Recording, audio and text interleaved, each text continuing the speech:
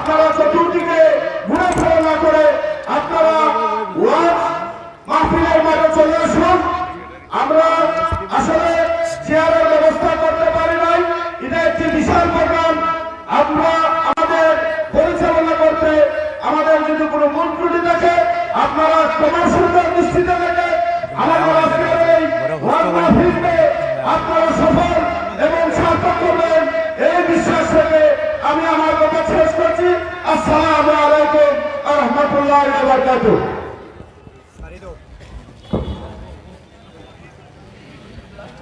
إن الحمد لله نحمده ونستعينه ونستغفره ونعوذ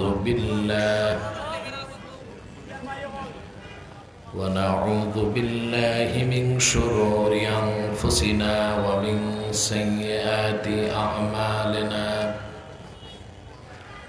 من يهده الله فلا مضل له ومن يضلله فلا هادي له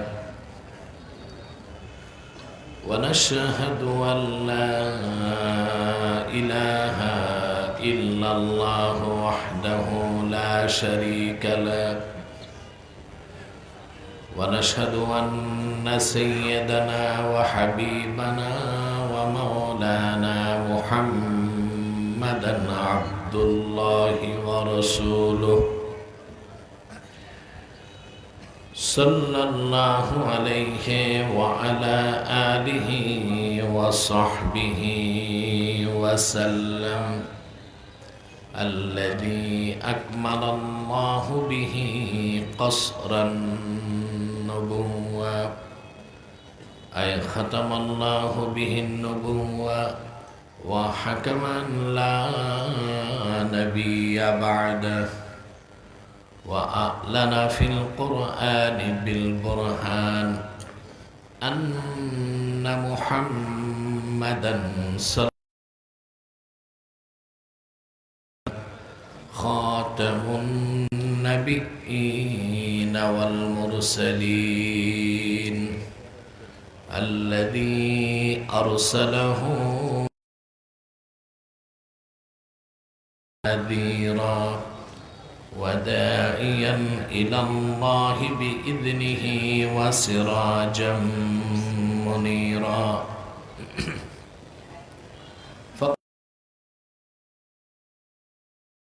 كلامه المجيد والفرقان الحميد أعوذ بالله من الشيطان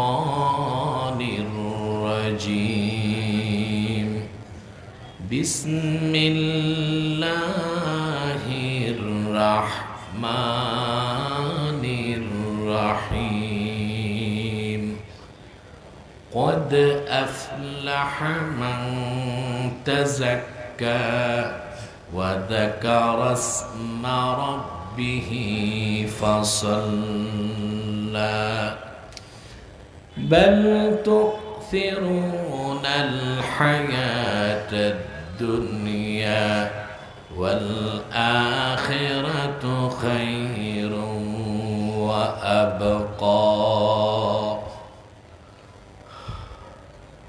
صدق الله العظيم وصدق رسوله النبي الكريم ونحن على ذلك من الشاهدين والشاكرين والحمد لله رب العالمين إن الله وملائكته يصلون على النبي يا أيها الذين آمنوا صلوا عليه وسلموا تسليما اللهم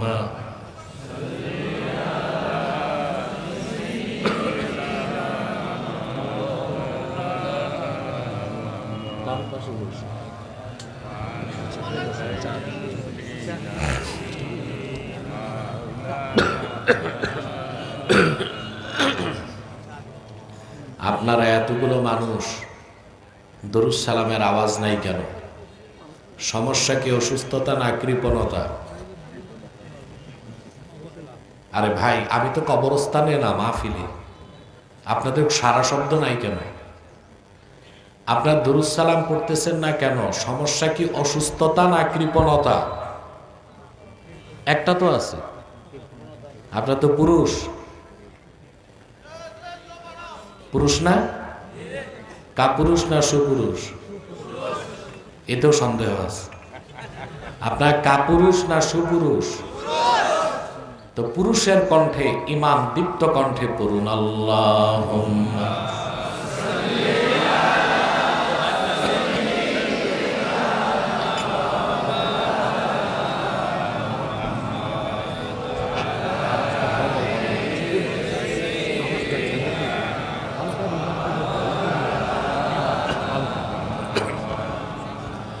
فهو الذي تم معناه وصورته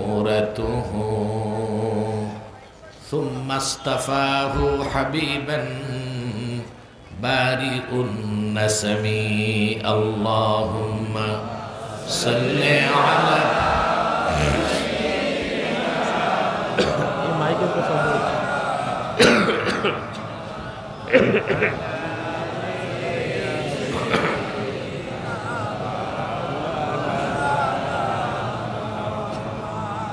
मेरा दिल तड़प रहा है, मेरा जल रहा है सीना, ये दवा वही मिलेगी, मुझे ले चलो मदीना अल्लाहुम्मा सल्ली अला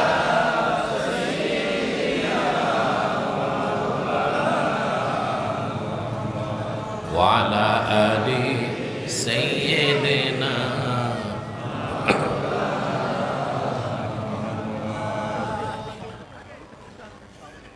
मुहम्मदुन रसूलुल्लाहि सल्लल्लाहु अलैहि वसल्लम खतमल्लाहु बिहिन नबुव्वा व हकमन ला नबिय्य बअदहु बलगल उला बिकमालिही।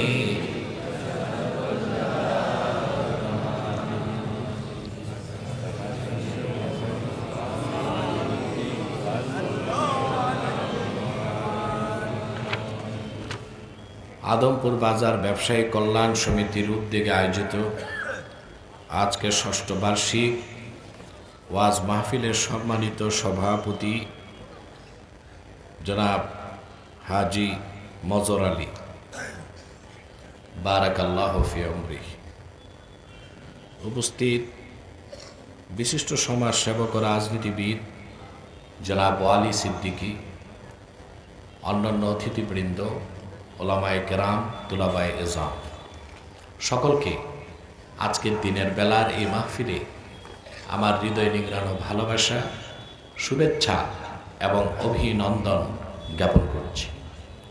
সবটুকুন শুকরিয়া আল্লাহ সুবহানাহু ওয়া তাআলার জন্যে, যিনি আজকের বরকতপূর্ণ মাহফিলে আমাদেরকে আসার ও বসার তৌফিক মেহেরবানি করে ভিক্ষা দান করেছেন। সেজন্য আসুন আমরা সকলে একবার অবনত চিত্তে হৃদয়ের আবেগ অনুভূতি উজাড় করে সমবেত কণ্ঠে বলি আলহামদুলিল্লাহ। অগণিত অসংখ্য দরুদ ও সালাম আল্লাহর সৃষ্টির প্রধান আকর্ষণ, বিশ্বসভার সভাপতি, সকল নবী রাসূলগণের মাথার তাজ, শামসুল হিদায়াত, বদরুদ্দুজা, সৈয়দুস সাকালাইন, ইমামুল মুরসালিন, খাতামুন নবিয়্যিন ওয়াল মুরসালিন, আফতাবে নবুওয়াত, শাহনশাহে রিসালাত, সরকারে দো জাহাঁ, সুলতানুল মদিনা, নবিউল আম্বিয়া, হুজুরে আকরম, নূরে মুজাসসম, নূরুন আলা নূর, সৈয়দিনা হাবিবিনা শফিঈনা মাওলানা মুহাম্মদ সাল্লাল্লাহু আলাইহি ওয়াসাল্লামের উপর আল্লাহ পাক যাকে আজ থেকে প্রায় ১৫০০ বছর আগে প্রেরণ করেছেন সর্বশ্রেষ্ঠ ও সর্বশেষ নবী ও রাসূল হিসেবে, যার পরে আজ পর্যন্ত পৃথিবীতে অবশ্যই কোনো প্রকার নবী কিংবা রাসূল অবশ্যই আসে নাই, অবশ্যই এখনো নাই, অবশ্যই কিয়ামত পর্যন্ত আসবে না। সম্মানিত সুধী, আপনারা তো সে সকাল থেকে বক্তব্য শুনে এসেছেন, ঠিক না? ঠিকটাও তো ঠিক মতো বললা না। আমি খুবই অসুস্থ এবং ক্লান্ত। আল্লাহর দয়া যে আমি আসতে পেরেছি, আলহামদুলিল্লাহ। আমি খুব আস্তে আস্তে কিছু কথা বলবো, আপনাদের সাপোর্ট আমাকে লাগবে। আপনাদের ইহকালীন কল্যাণ ও পরকালীন মুক্তির লক্ষ্যে দিক নির্দেশনামূলক কিছু বক্তব্য উপস্থাপনের জন্যে কোরআন কারীম সূরা আ'লা থেকে ৬টি আয়াত আমি আপনাদের সামনে তেলাওয়াত করেছি। খুব সংক্ষেপে এই ৬টি আয়াতকে কেন্দ্র করে কিছু কথা আপনাদের সামনে তুলে ধরার চেষ্টা করব ইনশাআল্লাহ, যদি আল্লাহ আমাকে আপনাদেরকে তৌফিক ভিক্ষা দান করেন। মাইকম্যান, ওদিকে হরেন চলে না? আপনারা আওয়াজ পাচ্ছেন পিছনে?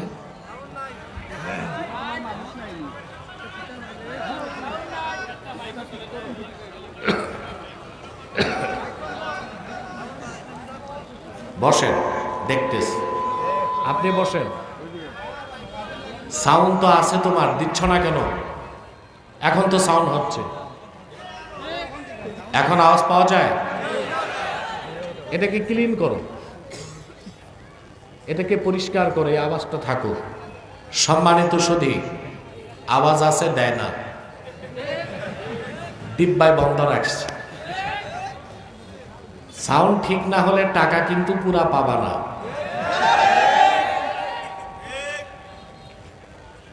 সম্মানিত সুধী, আমরা যারা এখানে এসেছি, আসার পেছনে পার্থিব জাগতিক সামাজিক রাজনৈতিক কোনো স্বার্থ আমাদের নাই, আছে? আমরা এসেছি শুধুমাত্র আল্লাহ তার হাবিবের রেজামান্দি হাসিল করার জন্য। সেজন্য আমরা যখনই মাহফিলে এসেছি, আমাদের সগীরা গুনাহগুলো আল্লাহ তাআলা মাফ করে দিয়েছেন। আর যখন মুনাজাত করব একটু পরেই, তো এককভাবে না সম্মিলিতভাবে, ওই দোয়া যদি কবুল হয় আমরা নিষ্পাপ হয়ে বাড়ি যেতে পারব। এটা আমার কথা নয়। সাউন্ডটা ডবল হবে না, আওয়াজটা ডবল হচ্ছে, কানে লাগে। আওয়াজটা ক্লিন হবে, রিল্যাক্স হবে, পরিষ্কার হবে, কম হোক, পরিষ্কার আওয়াজ।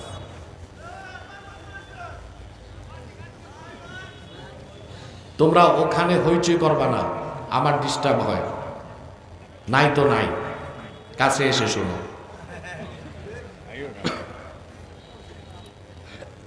আমরা একটু পরে মুনাজাত যখন করব, আমাদের জিন্দেগির গুনাহগুলো আল্লাহ মাফ করে দিবে, এটা আমার কথা না। ইমামে হায়সামি মাজমাউজ জাওয়ায়েদের মধ্যে নকল করেছেন, আল্লাহর হাবিব ইরশাদ করেছেন, আমার কোন উম্মত যদি হাত তুলে আল্লাহর কাছে দোয়া করে, বাকিরা যদি সম্মিলিতভাবে আমিন আমিন বলে, আমার উম্মতের সম্মিলিত মুনাজাত আল্লাহ রাব্বুল আলামিন তাৎক্ষণিক কবুল করে নেবেন। আমাদের গুনাহ মাফ হবে। প্রতি শ্বাসে 10 নেকি পাচ্ছি আমরা এখন, সুবহানাল্লাহ। আমরা খুশি, শয়তান কিন্তু বেজার। শয়তান বেজার না? কথা বলেন। শয়তানও বেজার, তার চেলা চামুন্ডারও বেজার। শয়তানের চেলা চামুন্ডার সংখ্যা এখন কমছে। কমছে বলেই তো তাফসির মাহফিলে আর বাধা হয় না। আগে তো মাহফিল শুনলেই ওদের কলিজায় আগুন জ্বলতো। 31st নাইটের অনুষ্ঠান হতো, বৈশাখী মেলা হতো, বাউল গান হতো, ডিজে কনসার্ট হতো, বাধা ছিল না। তাফসির মাহফিল নাম নিলেই 34টা শর্ত দিত না? ওরা ভাবছে এত শর্ত দিলে বাঙালি মাহফিল করা বন্ধ করে দিবে, কিন্তু পরাজিত শক্তি জানতো না যে দেশের মুসলমান আল্লাহর কোরআনের জন্য রক্ত দিতে জানে, হাজার শর্ত দিয়া তাদেরকে আল্লাহর কোরআন থেকে সরানো যাবে না। জুলুমের ফল তারা ভোগ করেছে, গোষ্ঠী সুদ্ধা দেশ ছাড়ছে, এখন দূরবীন দিয়েও খুঁজে পাওয়া যায় না। তো একেবারে যে শয়তানের চেলাচামুন্ডা নাই এটা মনে করেন না, ঘাপটি মেরে আছে। এখন শয়তান আপনাদের একটা চেষ্টা করবে, মুনাজাতের আগে উঠানো যায় কিনা। আমরা ন্যাক নিয়ত করে শয়তানের নাপাক গালে চপেটা ঘাত করতে চাই। আমরা নিয়ত করছি কিছুক্ষণ পরে আজকের মুনাজাত করে গুনাহ মাফ করে নিষ্পাপ বেহেশতি আল্লাহওয়ালা হয়ে বাড়ি যেতে চাই। কারা কারা হাত তুলে আল্লাহ তাআলাকে দেখা।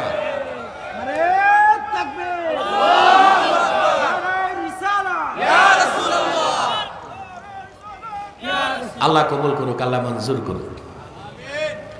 এবার যে ভাইরা দাঁড়িয়ে আছেন, আপনাদেরকে আমার করজোড়ে অনুরোধ, এটা মেলা না, স্টেডিয়াম না, এটা মাহফিল। যদি আদব রক্ষা করে বসতে পারেন, আল্লাহর রহমতের বর্ষণ হবে আপনাদের উপর। সব বসে যান, ফাঁকা জায়গা পূরণ করে সামনে আসেন। যতটুকু বিছানা আছে তারপরে জায়গা না পেলে দাঁড়িয়ে থাকবেন। আপনাদেরকে বলছি, যারা দাঁড়িয়ে আছেন কেউ দাঁড়িয়ে থাকবেন না। আমাদের মাহফিলগুলোতে হিন্দুরাও আসে, অমুসলিমরাও আসে, আমরা তাদেরকে বসতে বলি না, লজ্জা পায়। ওই রকম অমুসলিম বা হিন্দু ছাড়া মুসলমান যারা আছেন আল্লাহর হস্তে বসেন, ফাঁকা জায়গায় পূরণ করে বসুন। সম্মানিত সুধী, আমি মূল আলোচনায় প্রবেশ করছি। আমার সঙ্গে আপনারাও তিলাওয়াত করুন, যারা প্রতিটি অক্ষরের নূর আল্লাহ তাআলা আমাদের সিনায় বিকশিত করে দেন। বলেন আল্লাহুম্মা আমিন। পড়ুন আউযু বিল্লাহি মিনাশ শাইতানির রাজীম। বিসমিল্লাহির রাহমানির রাহিম। قد أفلح من تزكى وذكر اسم ربه فصلى। আল্লাহ পাক বলেন, নিশ্চিত সফলতা লাভ করেছে সেই যে তার হৃদয়কে পবিত্র করল। আরেকটু আওয়াজ করে বলি সুবহানাল্লাহ। যে তার হৃদয়কে পবিত্র করলো, রবের নামে জিকির করলো, ফাসাল্লা, নামাজ পড়লো। আল্লাহ বলেন, আমার এ বান্দা 100% সফল হয়ে গেল। আপনার সফলতা চান? সবাই, প্রত্যেকটা মানুষই তো সফলতা চায়, চায় না? কৃষিজীবী কৃষিকাজে সফলতা চায়, কত জলদি বাম্পার ফলন হয় এটা তার চেষ্টা। চাকরিজীবী চাকরিতে সফলতা চায়, রাজনীতিবিদ রাজনীতিতে সফলতা চায়, ঠিক না? মানুষ তো মানুষ, ইতর প্রাণী যেগুলো আছে এরাও কিন্তু তাদের কাজে সফলতা খোঁজে। একটা বিড়াল গাছে উঠতে চায়, একবার পারে না, আবার চেষ্টা করে, বারবার চেষ্টা করে, তারপর বিড়ালটা কিন্তু গাছে উঠতে পারে, মান্দার গাছ ছাড়া সব গাছে। একটা বাবুই পাখি কত সুন্দর ঘর বানায়, এই কাজে সে সফল, সফল না? ক্ষুদ্র একটা মৌমাছির দিকে তাকান, হাজার রঙের ফুল থেকে মধু সিঞ্চন করে মৌচাকের মধ্যে খাদ্য বানায় দেয় মানুষের জন্য মধু। এই দুনিয়ার সমস্ত রসায়নবিদ কিংবা কেমিস্টকে এক জায়গায় আনলেও মধুর মতো এক ফোঁটা মধু ফ্যাক্টরিতে বানায় দিতে পারবে না। পারবে? মৌমাছি তার কাজে সফল। তো মানুষ তার সফল মাখলো কাজ, সে তো সফলতা চাইবেই, ঠিক না? কিন্তু অধিক সংখ্যক লোক জানে না সফলতা কোন পথে, সফলতা কোন মতে। মানুষের যিনি স্রষ্টা আল্লাহ, তিনিই জানেন মানুষের সফলতা কোন পথে, ঠিক না?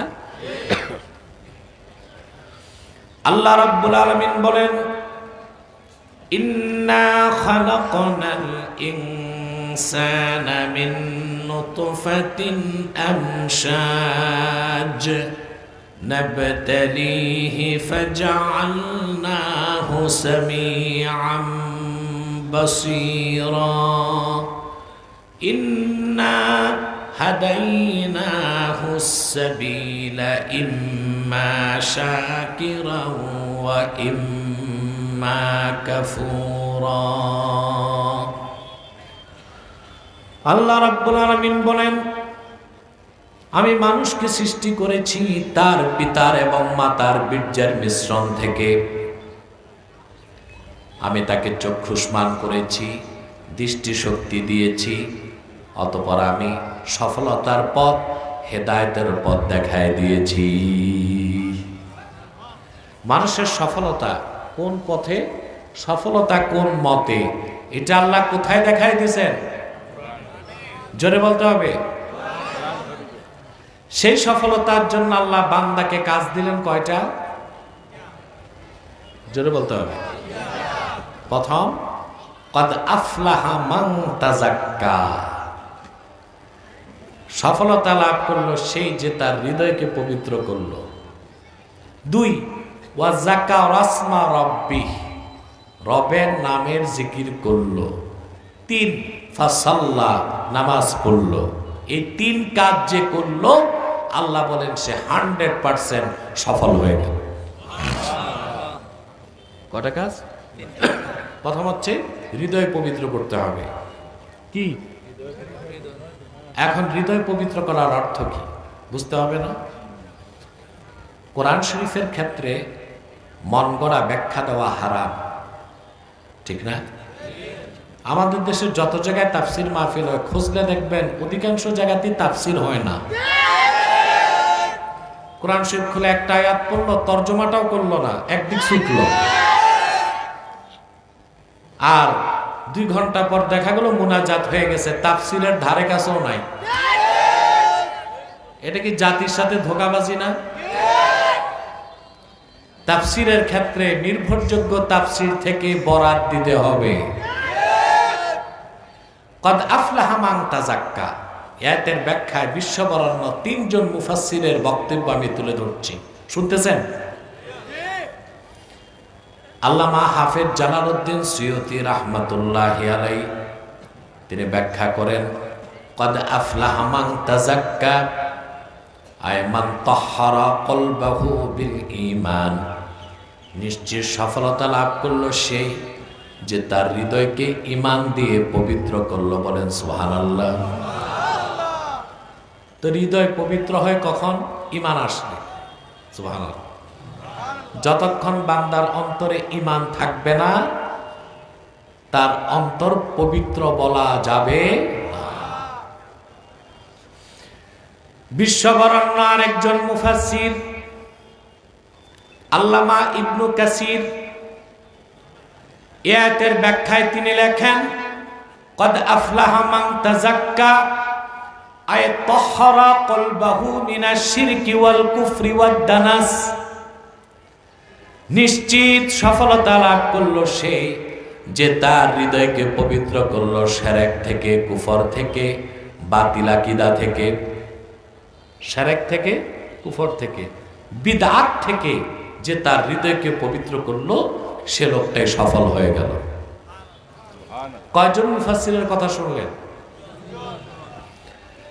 বিশ্ববরেণ্য আরেকজন মুফাসসির আল্লামা ইমাম ফখরুদ্দিন রাজি তিনি আয়াতের তাফসীর করতে যে লেখেন, ইন্না মারাতিবা আমালিল মুকাল্লাফি সালাসা, আল্লাহর বান্দার আমলের তিনটা স্তর। তার প্রথমটা হচ্ছে ইজালাতু আকাইদিল ফাসিদাতি মিনাল কলব, ঈমান আনার মাধ্যমে বান্দা তার অন্তর থেকে শিরক কুফর ধুয়ে মুছে পবিত্র করবে, ঈমানের নূর দিয়া তার অন্তরকে মুনাওয়ার করে নিবে। তো বিশ্ববরণ্য তিনজন মুফাসসিরের বক্তব্য শুনলাম, তারা প্রত্যেকেই বললেন হৃদয় পবিত্র হয় কেমনে? ঈমান আনলে। যার অন্তরে ঈমান চলে আসে সে পবিত্র, আর যার অন্তরে ঈমান থাকে না, শিরক কুফর থাকে, সে অপবিত্র। হৃদয় পাক মানুষ পাক, হৃদয় না পাক জোরে মাতো, হৃদয় পাক মানুষ পাক, হৃদয় না পাক। কারণ হৃদয়টাই তো আসল। আসল কি? বুখারী শরীফের হাদিস, আল্লাহর হাবিব ইরশাদ করেছেন, আলা ওয়া ইন্না ফিল জাসাদি মুদগা ইদা সালাহাত সালাহাল জাসাদু কুল্লু ওয়া ইদা ফাসাদাত ফাসাদাল জাসাদু কুল্লু আলা ওয়া হিয়াল কলব। মানুষের দেহে একটা গোশতের টুকরা আছে, এই গোশতের টুকরা ভালো হয়ে যখন যায় মানুষটা ভালো হয়ে যায়, আর এই গোশতের টুকরা যখন বরবাদ হয়ে যায় মানুষটাও বরবাদ হয়ে যায়। সাবধান জেনে রেখো, সেই গোশতের টুকরার নাম হচ্ছে কলব, অন্তর, হার্ট, দিল, মন, হৃৎপিণ্ড। কোনটা বুঝলা? আরে একটা জিনিসেরই ভিন্ন ভিন্ন ভাষায় ভিন্ন ভিন্ন না। আল্লাহর হাবিবের এই হাদিসের সামনে ১৫০০ বছর পরে আধুনিক চিকিৎসা বিজ্ঞান মস্তক নত করে দিছে। সুবহানাল্লাহ বলবেন। এতদিন আপনারা বসবেন না, যারা দাঁড়ায় আছেন, আপনাদের কি লজ্জাও নাই? আমি তো জানতাম আপনারা কালচার্ড এবং সিভিলাইজড, সংস্কৃত মনা এবং সভ্য। আমি এতবার বললাম বসতে, দাঁড়িয়ে আছেন। আপনারা যদি বসে ফাঁকা জায়গাগুলো পূরণ করতেন, আমাদের মাজমাটা ভরপুর হয়ে যেত। কোরআনের মাহফিল যত সুন্দর করবেন, আপনার কবর তত সুন্দর হবে। দুপাশ থেকে ভাইরা আসুন, ফাঁকা জায়গাটা পূরণ করুন। শীতকাল, উপরে ছাউনি নাই, তাতে সমস্যা কি? জীবনে কত স্টেডিয়ামে যে খেলা দেখে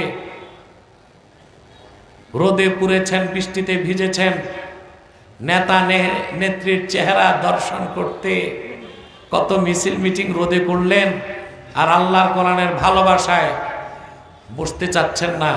আমি জানি না আপনাদের মধ্যে কে কে খান বাহাদুর আহসানুল্লাহর নাতিপুতি, ওরা আপনাদেরকে চেয়ার দিতে পারে না। এত চেয়ার কোত্থেকে দিবে? বসে যান, আর বলবো না। সামনে আসেন, যারা পিছনে তারা সামনে আসুন। ফাঁকা জায়গা রাখলে ওখানে শয়তান বসে। সম্মানিত সুধী, কথা শুনতেছেন?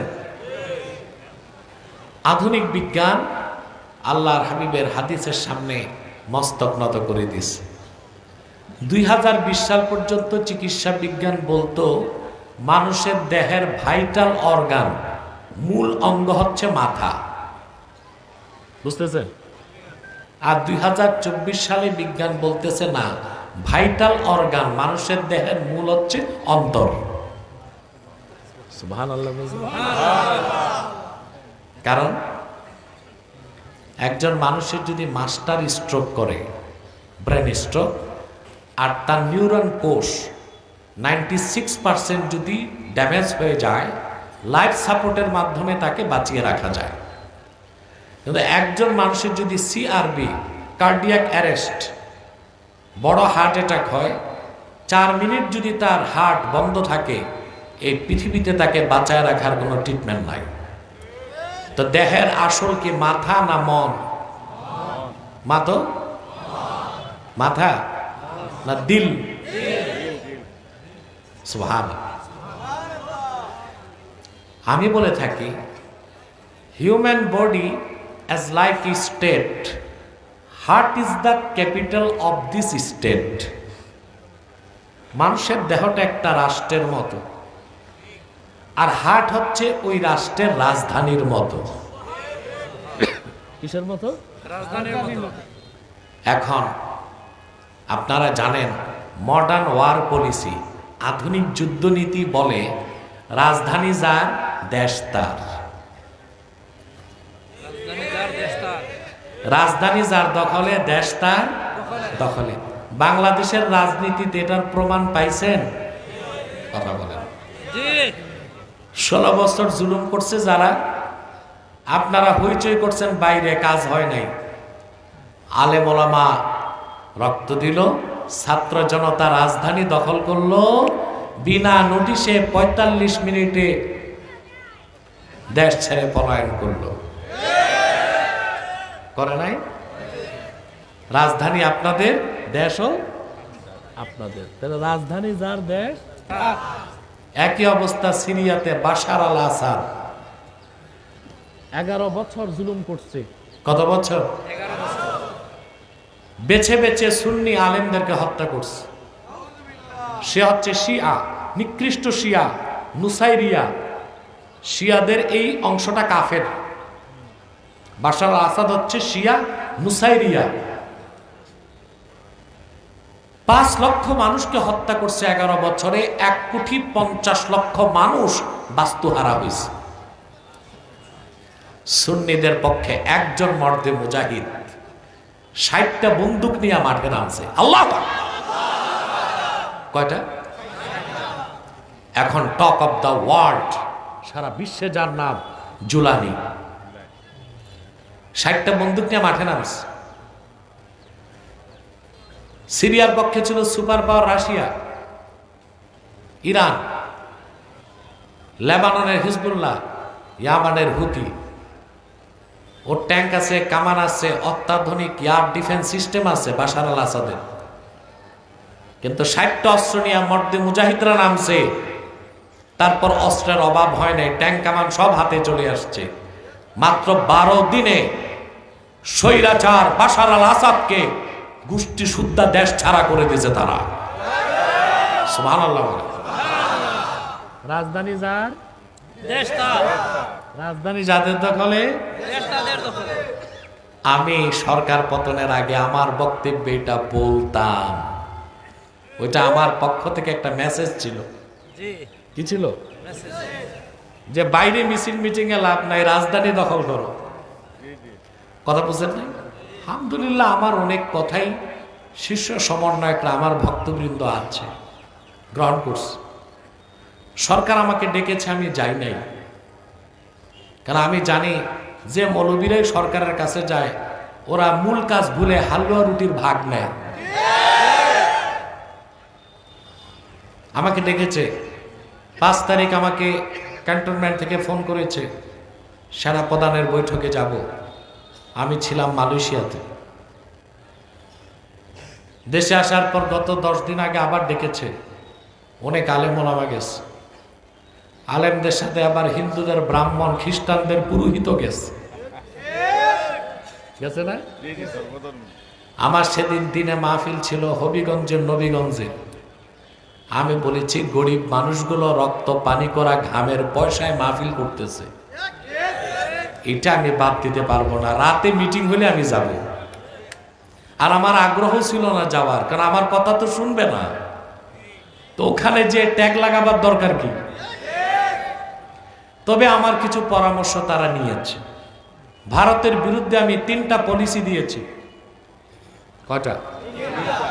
তার মধ্যে একটা তো গ্রহণ করছে দ্রুত, লালমনিরহাট এয়ার বেস তৈরি করতেছে। আলহামদুলিল্লাহ। আপনি আমার বক্তব্যটা দেখেছিলেন, ভারতের বিরুদ্ধে যে বক্তব্যটা ছিল। সরকারকে আমি 3টা পলিসি দিয়েছি, মোটামুটি 3টাই নিছে তারা। তা আমি তো এটাই চাই, কাছে যাওয়ার দরকার নাই, দূর থেকে পরামর্শ দিব, তাই তো ভালো। আর যদি আমাকে গ্যারান্টি দেয় আমার সব কথা শুনবে, সরকারের দরজায় আমি সকাল বিকাল 70 বার যাব। সব শুনবে না তো। তা আমার যে হালুয়া রুটির ভাগ নেওয়ার দরকার আছে? যারা যায় ওরে হালুয়া রুটি চায়। আস্তাগফিরুল্লাহ আলাজিম। 16 বছরে যে মৌলবীগুলো ফেসিবাদের দালালি করছে, এক মৌলবী তো বলছিল আপনি বেহেশতি। নাউজুবিল্লাহ মিন যালিক। এই মৌলবী এখন নিখোঁজ, এরে আর দূরবীন দিয়েও খুঁজে পাওয়া যাচ্ছে না। এটা আরেকজন বলছিল কওমি জননী, এই বেটা খতিবগিরি হারাইছে। আমার কথা, আলেম ওলামা থাকবে দল নিরপেক্ষ, কোরআন ও সুন্নাহর আলোকে যা বলা দরকার তাই বলতে হবে। হিংসুকের হিংসা, নিন্দুকের নিন্দা, অত্যাচারীর অত্যাচারকে হক্কানি আল্লাহওয়ালা আলেম কখনো ভয় পায় না। ভয় পায়? আলেম ওলামার প্রতি, সারা দেশের আলেমদের প্রতি এটাই আমার অনুরোধ থাকে, আপনারা এক থাকুন। পৃথিবীর কোন অপশক্তি বাংলাদেশে হাত বসাতে পারবে না ইনশাআল্লাহ। তাহলে রাজধানী যার, শয়তান এটা ভালো করে জানে। এই জন্য শয়তান মানুষের মাথা দখল করে না, কান দখল করে না, নাক দখল করে না, দখল করে অন্তর। কারণ শয়তান জানে রাজধানী আমার, মানুষটা আমার। হাদিস সাক্ষ্য দিয়ে আল্লাহর হাবিব ইরশাদ করেছেন, আশ-শায়তানু জাসিমুন আলা কলবি বানি আদম ইযা যাকারা ফাখানাসা ওয়া ইযা গাফালা ফাওয়াসওয়াসা। শয়তান বনি আদমের অন্তরে আসন গেড়ে বসে যায়। বান্দা যখন আল্লাহর জিকির করে শয়তান পালায় যায়, বান্দা যখন আল্লাহর জিকির থেকে গাফেল হয় শয়তান ওয়াসওয়াসা দিতে থাকে। তাহলে আল্লাহ যে বলছেন হৃদয় পবিত্র করো, এর মানে হচ্ছে ঈমান দিয়ে হৃদয় পাক করতে হবে, শিরক কুফর দূর করতে হবে। ঠিক না? হৃদয় পাক মানুষ পাক, হৃদয় না পাক মানুষ না পাক। এই জন্য আল্লাহর হাবিবের ঈমানদার উম্মত জীবিত থাকলেও পবিত্র, মৃত্যুর পরও পবিত্র। সুবহানাল্লাহ বলবেন। কাফের মুশরিক 70 বার গোসল করলেও অপবিত্র, কারণ হৃদয় না পাক মানুষটাও না পাক। মুমিনের হৃদয় পাক মানুষটাও পাক। সুবহানাল্লাহ বলবেন না? কথাটা আমার না, বুখারী শরীফের হাদিস। আল্লাহর হাবিব সাল্লাল্লাহু আলাইহি ওয়াসাল্লাম বলেছেন, সুবহানাল্লাহ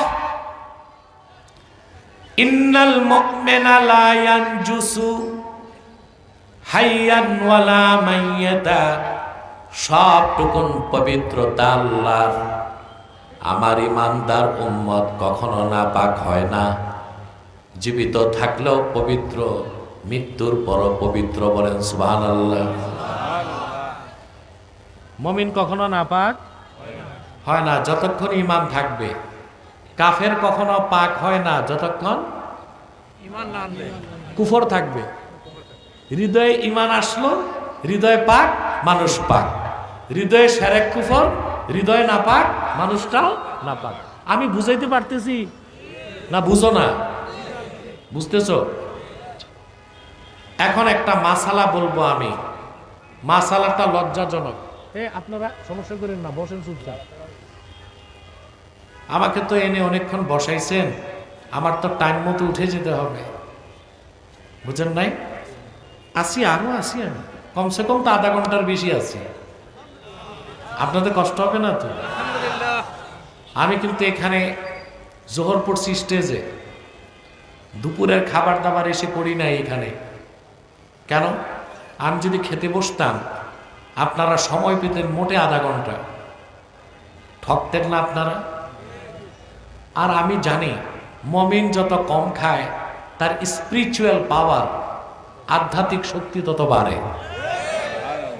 আমি জানি আপনারাও না খেয়ে এসেছেন, এতে আপনাদের লাভই হচ্ছে। সুবহানাল্লাহ। কথা তো শুনতেছেন? হৃদয় পাক মানুষ পাক, হৃদয় না পাক মানুষ না পাক। এই জন্য মুমিন সবসময় পাক আর কাফের সবসময়। এখন আপনাদের একটা সমস্যা, আপনারা একটা ভুল মাসালা শিখছেন। বিয়ের পর যখন স্ত্রীর সান্নিধ্যে যান না, বাচ্চারা যদি কয়ে যাই কেমনে হবে, তোমরা কও যান না, তখন ফিজিক্যাল রিলেশন হলে গোসল ফরজ হয় না কথা। তা আপনারা মনে করেন যে আপনারা নাপাক হয়ে গেছেন, নাপাক হয়েছেন বলে গোসল কি হয়েছে? আসলে কি মুমিন কখনো নাপাক হয়? আমাদের দেশে বক্তারাও ভুল ওয়াজ করে, বলে ভাই সব যখন স্ত্রীর কাছে যাবেন বীর্যপাত ঘটবে, নাপাক হয়ে গেলে গোসল করবেন। মুমিন কখনো নাপাক হয় না, গোসল ফরজ হয়। গোসল ফরজ হওয়ার মানে এই না যে নাপাক হয়েছে। ঠিকটা তো ঠিক মতো কইলা না। তাহলে আপনারা যখন স্ত্রীর কাছে যাবেন গোসল ফরজ হবে, নাপাক বলবেন নিজেকে? কি বলবেন? জুনুব। কি বলবেন? জুনুব। আম্মাল জুনুব ফাহুয়াল্লাযী ওয়াজাবা আলাইহি গুসলুল জানাবা। যে ব্যক্তি স্ত্রীর কাছে গেল, বীর্যপাত ঘটলে, স্ত্রীর কাছে যাক না যাক, স্বপ্নেও যদি বীর্যপাত ঘটে ওর উপর গোসল ফরজ। সে ব্যক্তিকে বলা হবে জুনুব। সে নামাজ পড়তে পারবে না, কোরআন শরীফ ধরতে পারবে না। কথা বুঝে না? নামাজ পড়তে পারবে না, সে জুনুব হবে। মুমিন কখনো নাপাক হয় না।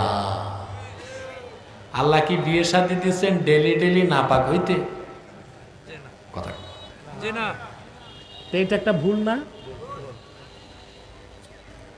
ছোটখাটো ভুল না, বড় ধরনের ভুল। আপনি ওনাকে জায়গা দেন। আরেকটা মাসালা বলি, এটা লজ্জার সাথে রিলেট, কিন্তু না বললে হবে কেমনে? লজ্জা পাইলে মাসালা শিখবা কেমনে? মাসালাটা closely connected with our daily life, আমাদের দৈনন্দিন জীবনের সাথে খুব রিলেটেড। শীতকাল, মাঘ মাসের কনকনে শীত, আপনি স্ত্রীর কাছে গেছেন, গোসল ফরজ হয়েছে না? কষ্ট করে রাত 12টায় কনকনে হাড় কাঁপানো শীতে পুকুরে যায় গোসল করার দরকার নাই, চুপচাপ ঘুমায় থাকেন। আপনার উপর গোসল ফরজ কখন হবে? ইজা দাখালা ওয়াক্তুল ফাজরে, ফজর নামাজের টাইম এন্ট্রি করলে গোসল ফরজ। তো এর আগে যেহেতু গোসল ফরজ না, এই শীতের মধ্যে কষ্ট করে রাত 12টায় পুকুরে যাইয়া গোসল করতে তোমারে কে কইছে? একদিন কষ্ট পাইলে তুমি আর 7 দিন যাইবা না। কথা বলে গোসল ফরজ কখন হবে? যখন ফজরের টাইম ঢুকবে তখন। হ্যাঁ, এর আগে যদি আপনি তাহাজ্জুদ পড়তে চান, কোরআন শরীফ পড়তে চান, তখন ভিন্ন কথা, তখন আবার গোসল করতে হবে। তাহলে বোঝা যাচ্ছে মুমিন কখনো নাপাক হয় না, আর কাফের কখনো পাক হয় না। যার অন্তরে ঈমান চলে আসে তার হৃদয় পাক, সে পাক। আর কোন ব্যক্তির অন্তরে যতক্ষণ শিরক থাকবে, কুফর থাকবে, তার হৃদয় নাপাক, মানুষটাও নাপাক। সেজন্য আল্লাহ তাআলা বলেছেন কদ আফলাহা মান তাযাক্কা, নিশ্চিত সফলতা লাভ করলো সেই যে ঈমানের নূর দিয়া তার অন্তরকে পবিত্র করে নিল। বলেন সুবহানাল্লাহ। আমি বুঝাইতে পারলাম? তাহলে আজকে এতক্ষণ আলোচনা থেকে যে সাবাক, একটা শিক্ষা নিতে হবে না? মাতো না কেন?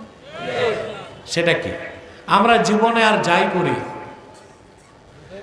আমরা জীবনে আর যাই করি, হৃদয়কে পবিত্র রাখবো, শিরক করব না, কুফর করব না, শিরক করব না। কারণ আপনি যদি জেনে বুঝে একটা শিরকের গুনাহ করেন বা একটা কুফরি করেন, আপনি কাফের। আপনার হৃদয় কি? নাপাক। নাপাক হৃদয় নিয়ে আপনি কাফের পরিচয়ে হাসরে যদি উঠেন, পাহাড় সমান আমলের বোঝাও আপনাকে বেহেশতে নিতে পারবে না, আপনি জাহান্নামে যাবেন। শিরক করবেন, কুফর করবেন? যদি শিরক আর কুফর না করেন, ঈমানটা নিয়ে আল্লাহর কাছে উপস্থিত হইতে পারেন পবিত্র হৃদয় নিয়ে, আপনি যত বড় গুনাহগার হন আল্লাহ বিনা তওবায়ও মাফ করে দিতে পারেন, শাস্তি দিয়েও মাফ করতে পারেন। তবে অবশ্যই অবশ্যই অবশ্যই আপনি মাফ পাবেন, বেহেশতে যাবেন, যেহেতু আপনি আল্লাহর হাবিবের উম্মত। সুবহানাল্লাহ। কিন্তু শিরকের গুনাহ, কুফরের গুনাহ কখনো আল্লাহ মাফ করবেন না। রাসূল করিম সাল্লাল্লাহু আলাইহি সাল্লামের একজন সাহাবী ছিলেন ওয়াহশী। নাম শুনছেন না ভাই? জি। যে রোগটা আপনারা পাচ্ছেন এটা আমার দরকার ছিল, শরীরটা ছেঁকতাম, আপনারা তো ছেঁকতেছেন, মজাই তো লাগতেছে আপনাদের। আবার ফাঁকে ফাঁকে দেখছে আল্লাহ একটু বাতাসও দিতেছেন, সব মজাই আল্লাহ দিচ্ছেন। কিন্তু দাঁড়ায় আছে যারা, ওরা কিছুই বুঝলো না। ওরা যারা দাঁড়ায় আছে ওরা কেউ কেউ জিন্সের প্যান্ট লাগায় আসছে, এখন বসতে পারতেছে না। যদি বলো বসো, চিচেন ফাঁক, বিপদ হয়ে যাবে। সম্মানিত সুধী, যাক না বসুক, আমারও তো যাওয়ার সময় হয়ে যাচ্ছে, আর বসতেই বা কি বলবো। সম্মানিত সুধী, ওয়াহশী, এই ওয়াহশী ছিল রাসূলুল্লাহর আপন চাচা আমির হামজার হত্যাকারী। ইবনু হিশাম তার সিরাতে বর্ণনা দিয়েছেন, সিরাতের কিতাবে, তার লিখিত সিরাতের কিতাবে। ওয়াহশী ঈমান আনার পর নিজেই বলেছে, আমি উহুদ যুদ্ধে যুদ্ধ করতে যাই নাই, আমি গেছি ভাড়াটে খুনি হিসেবে শুধুমাত্র আল্লাহ রসুলের চাচাকে হত্যা করতে। বুঝলেন কথা? বুঝতেছেন? ওয়াহশী বলেন, আমি আমার হাতের বর্শা দিয়া আল্লাহর হাবিবের চাচার সিনার মধ্যে বিদ্ধ করে দিলাম। সাইয়্যিদুশ শুহাদা, দুনিয়ার তামাম শহীদদের মহান নেতা আমিরে হামজার পবিত্র দেহটা উহুদ ময়দানে লুটায় পড়ল। আবু জেহেলের হিংস্র স্ত্রী হেন্দা, নষ্টা ভ্রষ্টা নারী, আমির হামজার সিনাটারে বিদীর্ণ করে কাঁচা কলিজা বের করে চর্বণ করেছে, নাক আর কান কেটে মালা পরিধান করে উল্লাস করেছে। উহুদ যুদ্ধে আল্লাহর হাবিবের দান দান শহীদ হয়েছিল, কিন্তু রাসূলুল্লাহ এত বেশি ব্যথা পান নাই। উহুদ যুদ্ধে আপন চাচার শাহাদাতের দৃশ্য দেখে রাসূলুল্লাহ যত ব্যথা পেয়েছিলেন। ওয়াহশী বলেন, মক্কা বিজয় হয়ে গেল, দলে দলে লোক মুসলমান হতে লাগলো। আমি মক্কা ছেড়ে পালায়ে যাচ্ছি। লোকজন বলল, ওয়াহশী আইনা তুরিদু, কই যাও? বলে, সবাই ক্ষমা পাইলো, আমার তো ক্ষমা নাই। আমি তো রাসূলুল্লাহর আপন চাচাকে শহীদ করছি, আমার কি মাফ আছে নাকি? লোকেরা বলল, রে ওয়াহশী, একটিবার রাহমাতুল্লিল আলামিনের কদমে চলে যাও, তোমার মতো অপরাধীকে মুহূর্তে তিনি মাফ করে দিতে পারেন। ওয়াহশী বলেন, বুক ভরা ভয় নিয়ে আমি আল্লাহর হাবিবের কদমের সামনে উপস্থিত হলাম। রাসূলুল্লাহ আমাকে দেখেই বললেন, কে হে তুমি? আমি বললাম, আমার নাম ওয়াহশী। কোন ওয়াহশী? আপনার চাচার হত্যাকারী। কেন এসেছ? ক্ষমা চাইতে এসেছি, ঈমান এনে মুসলমান হতে চাই। আল্লাহর হাবিব বললেন, ওয়াহশী, আমি কখনো চাই নাই তুমি আমার সামনে আসো, যেহেতু চলে এসেছো ক্ষমাও পাবা, আর দিনের দরজাও তোমার জন্য খোলা।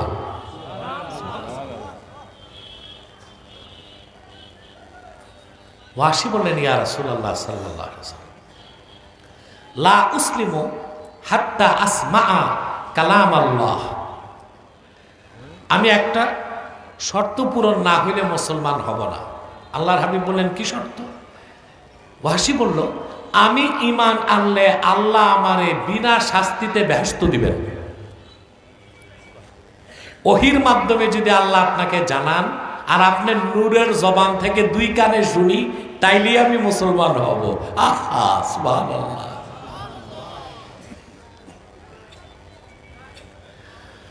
সঙ্গে সঙ্গে কোরআনের আয়াত নাজিল হয়ে গেল, ওয়াল্লাযীনা লা ইয়াদউনা মা'আল্লাহি ইলাহান آخر ولا يقتلون النفس التي حرم الله إلا بالحق ولا يزنون ومن يفعل ذلك يلقى أثاما আল্লাহ ঘোষণা করলেন যারা আল্লাহর সাথে অন্য কাউকে শরীক করবে না, ইলাহ বলে অন্যকে ডাকবে না, মানুষ হত্যা করবে না, আর জেনা করবে না, আল্লাহ ওদের মাফ করে দিবেন। সুবহানাল্লাহ কইবেন। ওয়াসি বললেন, ইয়া রাসূলুল্লাহ সাল্লাল্লাহু আলাইহি সাল্লাম, ইন্নী আশরাকতু বিল্লাহ ওয়া কাতালতুন নাফসাল্লাতী হারামাল্লাহু ইল্লা বিল হাক্কি ওয়া জানাইতু। আমি তো শিরক করছি, মানুষ হত্যা করছি, আপনার চাচারে হত্যা করছি, জেনা কতবার করছি হিসাব নাই, তো আর তবে আর ঈমান এনে লাভ কি? আবার আল্লাহ আয়াত নাযিল করছেন, ইল্লা মান তাবা ওয়া আমানা ওয়া আমিলা আমালান সালিহান ফাউলাইকা ইউবাদদিলুল্লাহু সাইয়্যাতিহিম হাসানাত ওয়া কানাল্লাহু গফুরার রহিমা।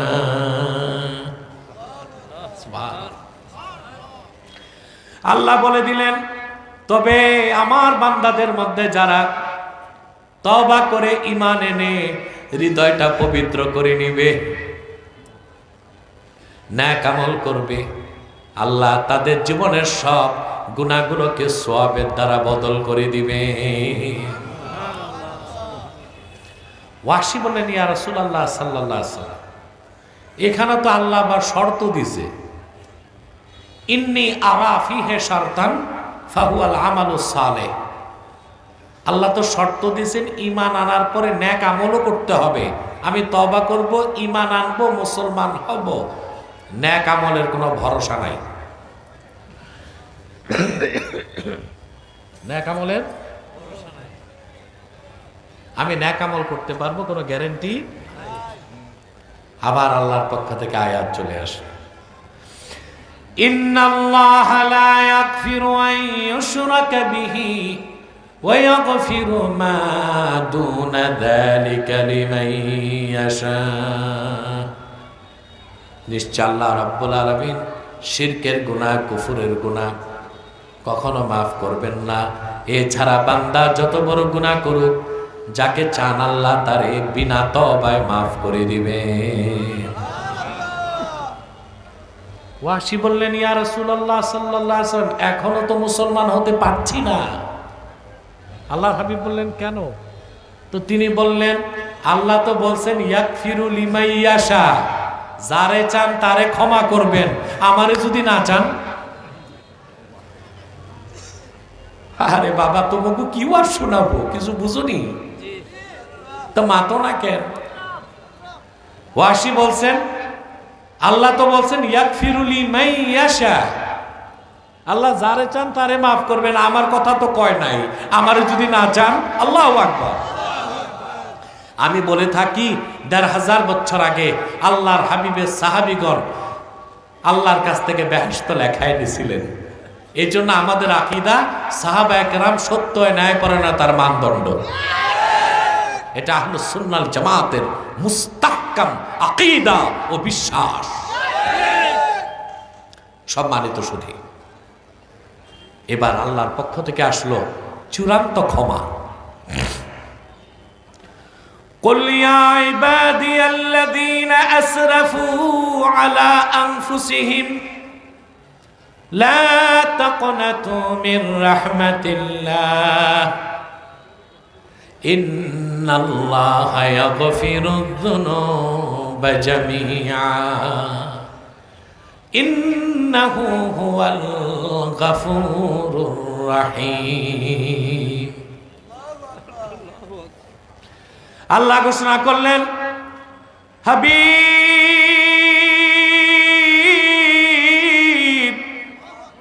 মুহাম্মদ সাল্লাল্লাহু আলাইহি ওয়াসাল্লাম, আপনি ঘোষণা করুন, ওরে আমার বান্দারা,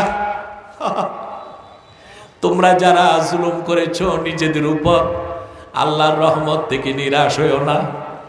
যদি ঈমান ঠিক থাকে আল্লাহ তোমাদের জিন্দেগীর সব গুনাহ মাফ করে দিবে। সুবহানাল্লাহ। ওয়াসি বললেন, হাতি ইয়াদাক উবাইউকা ইয়া রাসূলুল্লাহ। আয় আল্লাহর হাবিব, আপনার নূরের হাতটা বাড়ায় দেন, আর দেরি করব না। আপনার নূরের হাতে হাত রেখে এখনই আমি দিনের কালেমা পড়ে মুসলমান হয়ে যেতে চাই। ওয়াসি মুসলমান হয়ে গেলেন। সুবহানাল্লাহ। তাহলে শিরকের গুনাহ, কুফরের গুনাহ আল্লাহ কখনো মাফ করবেন না। আপনি যদি শিরক কুফর থেকে মুক্ত থাকেন, আপনি ঈমানদার, আপনার হৃদয় পবিত্র, আপনার হাসর হবে মুমিন পরিচয়ে। আর যদি গুনাহও থাকে আল্লাহ ইচ্ছে করলে মাফ করে ফার্স্ট চান্সও বেহেশত দিয়ে দিতে পারেন। বুখারী শরীফের হাদিস, ফাহুয়া ইলাল্লাহ ইনশাআ আকাবাহু ইনশাআ আফা আনহু ওয়া ইনশাআ আকাবাহু।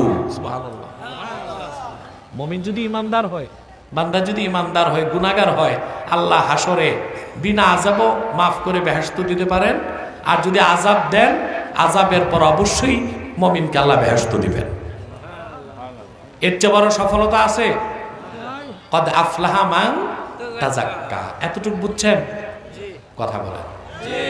আর আপনার কি পূর্ণ সফলতা চান না আংশিক? আংশিক সফলতা হচ্ছে আপনারা যদি গুনাহগারও হন, নেক আমল নাও করেন, শিরক কুফর মুক্ত হয়ে মুমিন অবস্থায় হাসরে উঠতে পারেন, কোনো একদিন বেহেশতে যাবেন। তবে ফার্স্ট চান্সে নাও হতে পারে, সেকেন্ড চান্সে আযাবের পরে। আর যদি ঈমানের সাথে আরো দুইটা কাজ করেন তো ফার্স্ট চান্সে বিনা আযাবে বেহেশত। আর আপনার কি ফার্স্ট চান্সে চান না সেকেন্ড চান্সে? কেন ভাই? আপনাদের মধ্যে ভ্রমণ বিলাসী থাকতে পারে না যে বেহেশত তো পাবোই, তো একটু ট্রানজিট করি। কি বলে, জাহান্নামটা একটু দেখে নিলাম, আবু জেহেল আবু লাহাবের কি অবস্থা, এরকম শখ আছে নাকি? না, এক সেকেন্ডও জাহান্নাম চাই না।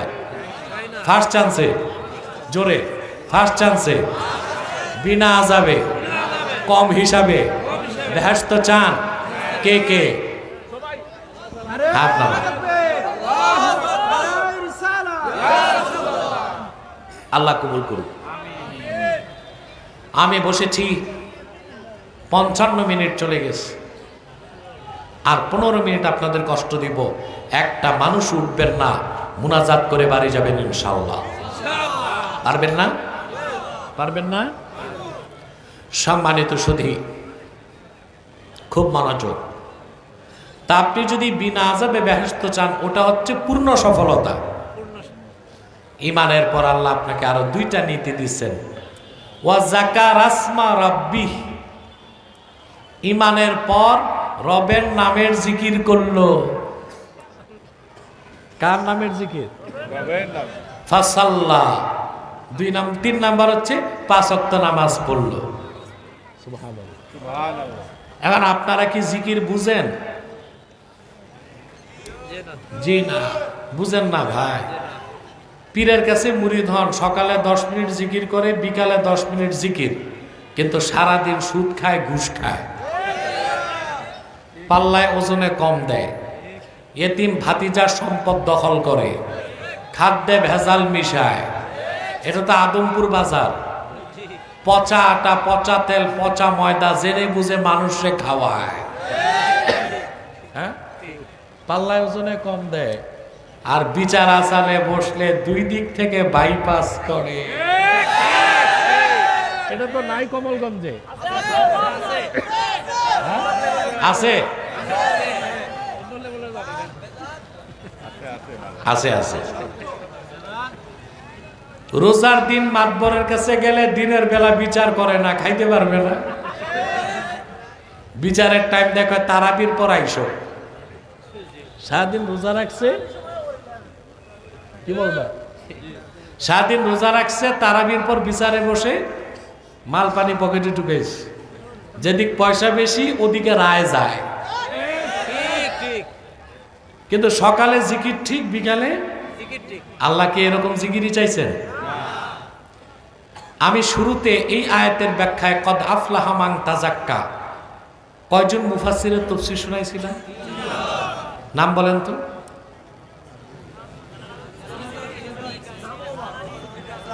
এই তো মাশাআল্লাহ, আমি সার্থক।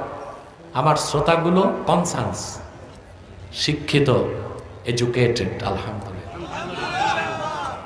1 ঘন্টা আগে 3 জন মুফাসসিরের স্টেটমেন্ট দিছি, 3 জন মুফাসসিরের নাম মনে রাখছি। ইমাম রাজির বক্তব্যটা আবার শোনেন। তিনি বলছেন ইন্না মারাতিবা আমালিল মুকাল্লাফি সালাসা, মুমিনের আমলের স্তর কয়টা? 3টা। তার প্রথমটা হচ্ছে ঈমান আনা, শিরক কুফর থেকে হৃদয়কে পবিত্র করা। 2 নাম্বার ইস্তিহদারু মারিফাতিল্লাহি আযজা ওয়া জাল্লা ফিল কলবে, সর্বাবস্থায় আল্লাহর মারেফতের শিক্ষা অন্তরে রাখতে হবে, সর্বদাই অন্তরে আল্লাহর জিকির থাকতে হবে। সুবহানাল্লাহ।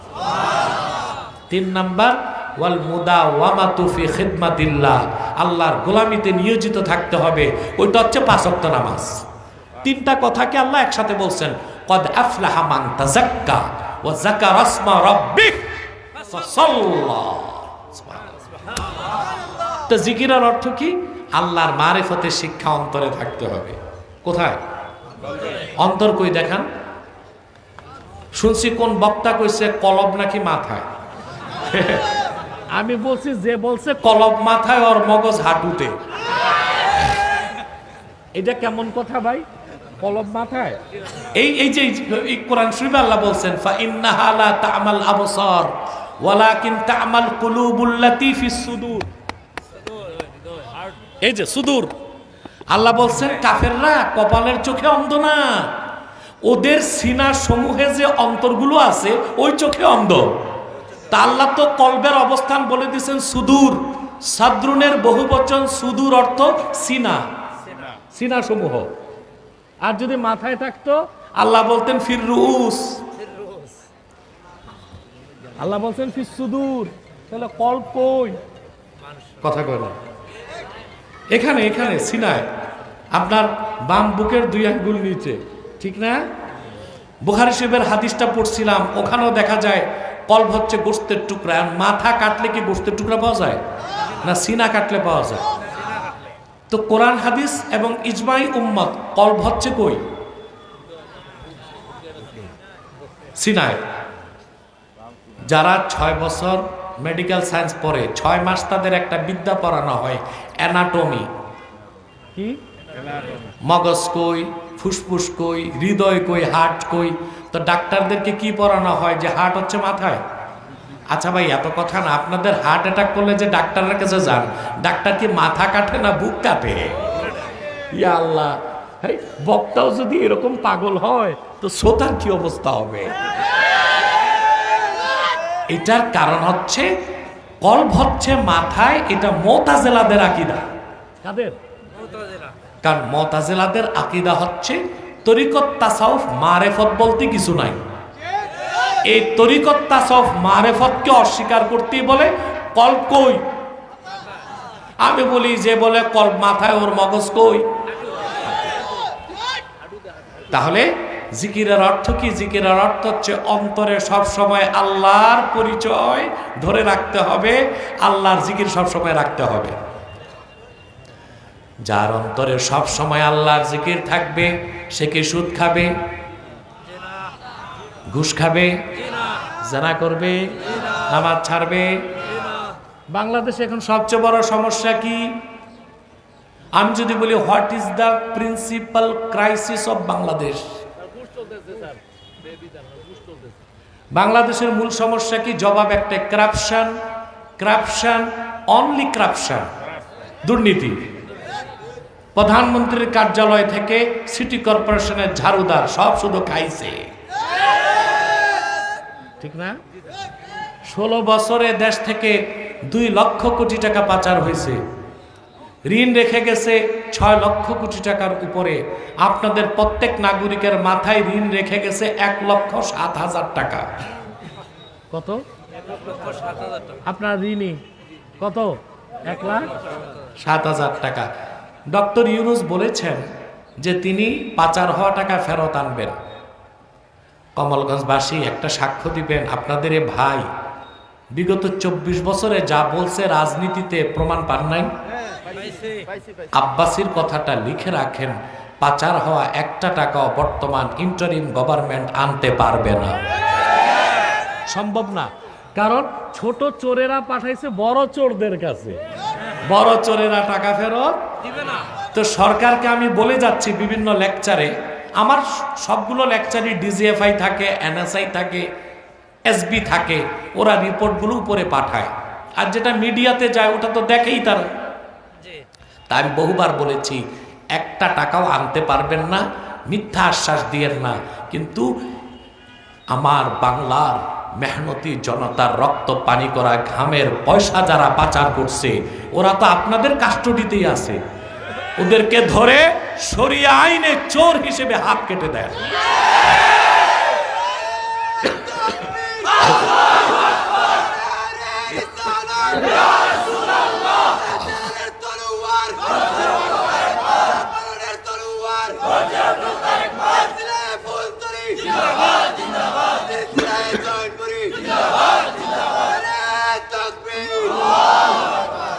সম্মানিত সুধী,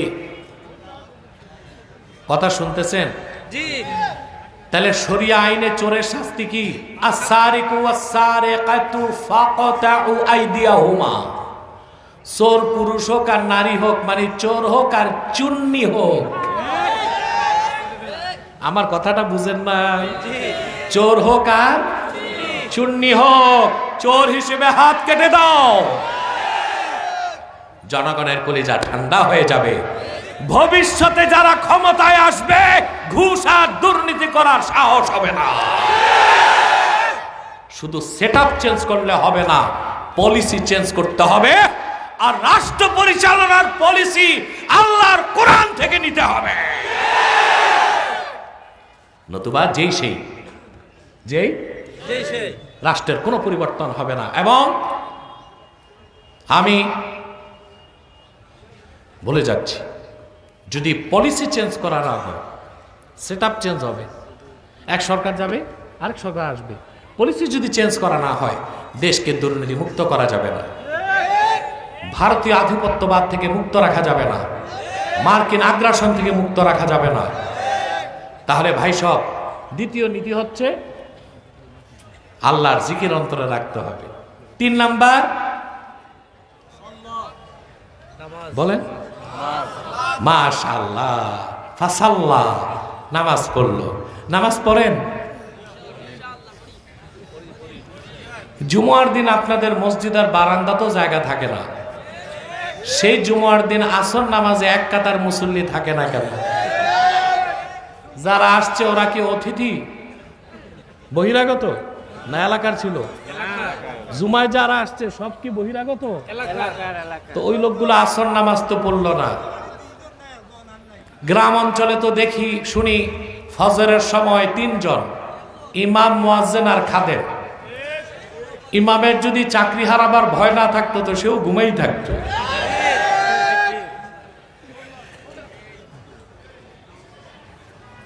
আমি একটা কথা বলে যাই, বেনামাজি কান পেতে শুনে রাখো, বেনামাজিকে আমরা কাফের বলতে পারি না।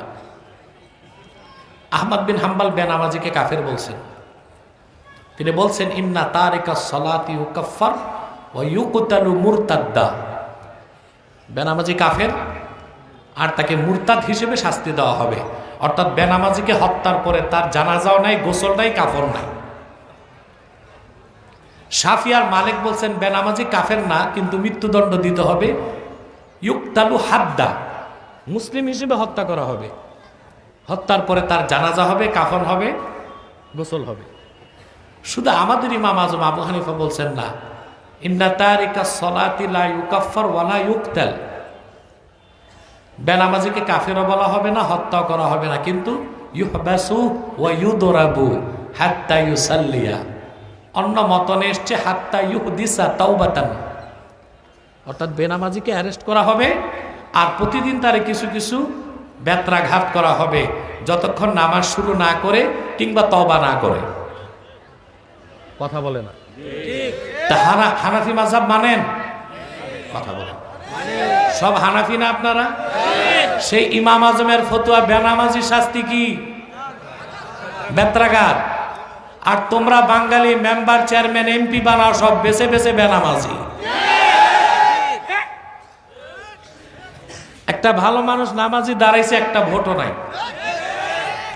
আর যেটা দুর্মুজ বাহিনী আছে, সুদখোর, ঋণ খেলাফি, চরিত্রহীন, লম্পট, ঢাকা ক্লাবে রাত কাটায়, ওইটারই ভোট দিয়া তোমরা সংসদে পাঠাও। মুসলমান, আমাদের দেশে অনেকে মনে করে যারা পীর মাশায়েখ তারা বোধহয় ইসলামী রাষ্ট্র চায় না। না, এটা ভুল ধারণা। পীর মাশায়েখরাও মনে প্রাণে ইসলামী রাষ্ট্র চায়, তবে খেলাফার পদ্ধতিতে। ঠিক না? আর আমি ব্যক্তিগতভাবে বলি, খেলাফা প্রতিষ্ঠার আগ পর্যন্ত আমাদের পক্ষে শক্তিশালী একটা গ্রুপ সংসদে যাক, যেন কোরআন সুন্নাহ বিরোধী আইন হবার ক্ষেত্রে বাধা দেয়, যেন কোরআন সুন্নাহ বিরোধী আইন হবার ক্ষেত্রে বাধা দেয়। এটা আদর্শ না, এটা হচ্ছে আয-যারুরাতু তাতাকাদ্দারু বিকাদরিজ যারুরা, প্রয়োজন। কিন্তু আমাদের মূল হচ্ছে খেলাফা। কথা বলে না। এই জন্য সারা দেশে আমি খেলাফতের পক্ষে প্রচার করে যাচ্ছি। হয়তোবা আমি ইসলামী রাষ্ট্র দেখে যাব না, পরবর্তী প্রজন্ম দেখবে, কিন্তু মূল তো হচ্ছে আকীদা। আমরা তো ডেমোক্রেসিকে আদর্শ হিসেবে নিতে পারি না, এটাই তো সেরে গেছে। ঠিক না? ওজোর ভিন্ন। ওজোর কি? আমার কথা পরিষ্কার। পীর মাশায়েখরা কি কাজ করে? তারা ইসলামী সমাজ বানায়। কি বানায়? তোমরা ইসলামী রাষ্ট্র বানাবার আগে সমাজটারে ইসলামী সমাজ বানাও। রাষ্ট্রবিজ্ঞানে বলা আছে, society is great then state.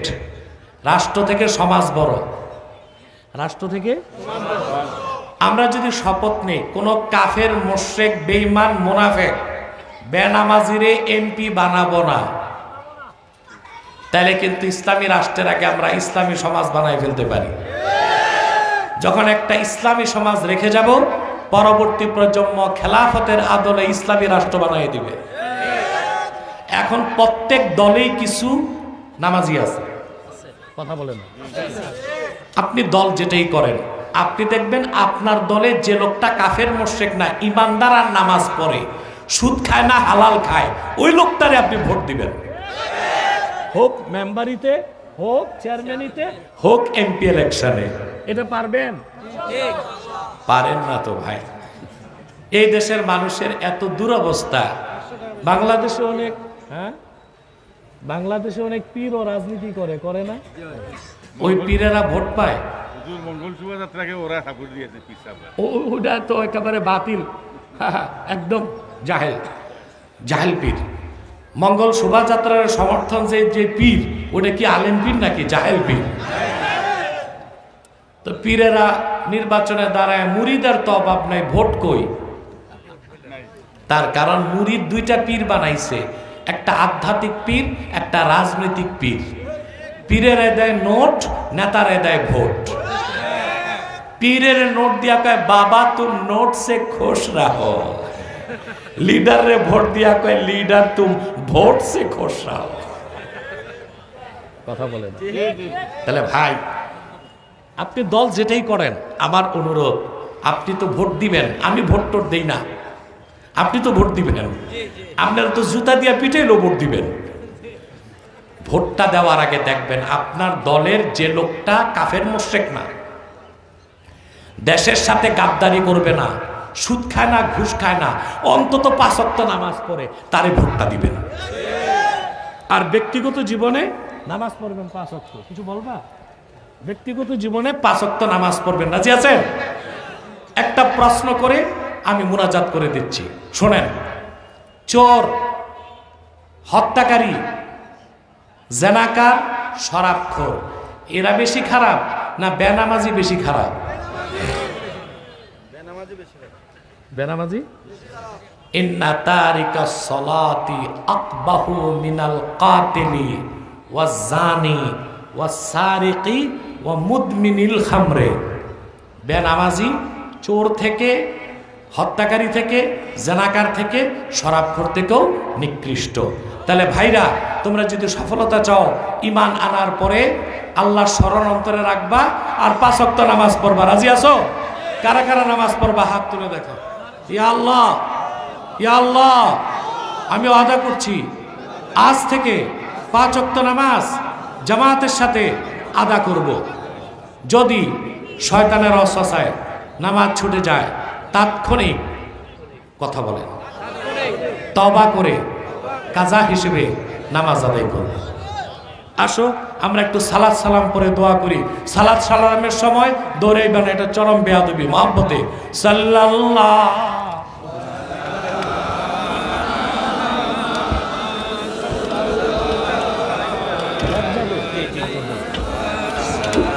সাল্লাল্লাহু আলা মুহাম্মদ সাল্লাল্লাহু ইয়া নবী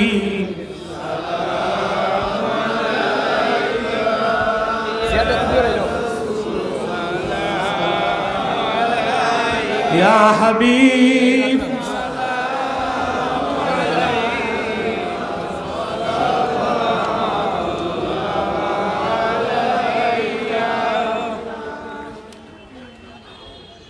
মুহাম্মাদুন রাসূলুল্লাহ সাল্লাল্লাহু আলাইহি ওয়াসাল্লাম। খাতামাল্লাহু বিহিন নুবুওয়া ওয়া হাকামান লা নাবিয়্যা বা'দাহু। ইয়া নবী সাল্লাল্লাহু আলাইকা ইয়া রাসূল ইয়া হাবিব সালাম আলাইকা সালাম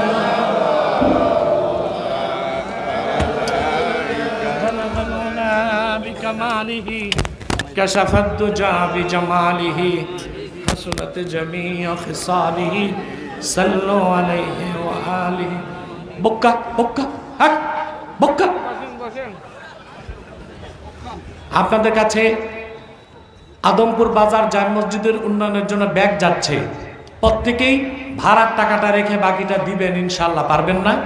পকেটে হাত দেন, নিজের পকেটে, আরেকজনের পকেটে না। ব্যাগ যাচ্ছে, প্রত্যেকে ব্যাগে দিবেন। আব্দুল জলিলকে কত? 50। এটা তোমাদের সিকিউরিটি মানির টাকা, 50,000 না। এটা টাকা দিলাম আমি 50,000 কমিটিরে। কেন দিছি তোমাদের প্রশ্ন আসে না? হ্যাঁ, যে মাহফিলগুলোকে আমরা মনে করি অনিশ্চিত, ওটা সিকিউরিটি মানি রাখা হয় 50,000 টাকা। তা মাহফিল তো হয়ে গেছে, এই জন্য টাকাটা ফেরত দিয়ে দিছি। বুঝেন নাই? সম্মানিত শুধু আমি সবার জন্য দোয়া করবো ইনশাল্লাহ। এখানে এই সবার জন্য দোয়া করবেন। কমিটিতে যারা আছে, বিশেষ করে মজর আলী কই, হাজি মজর আলী সাহেব বসেন, উনি সভাপতি, ওনার জন্য দোয়া করবেন। আব্দুল মতিন কই, হাজি আব্দুল মতিন, সিরাজুল ইসলাম, আব্দুল মান্নান খান, জাহাঙ্গীর মুন্না রানা, আহমদ আলী, মাশাআল্লাহ, এদের সবার জন্য দোয়া করবেন। এরা খুব খাটছে। আদমপুর বাজার ব্যবসায়ীদের জন্য দোয়া করবেন। আমার খুব মহব্বতের ওয়ালি সিদ্দিকী, এ তো বিএনপির নেতা, সাইফুর রহমানের খাস মা। আলহামদুলিল্লাহ। আসলে আমি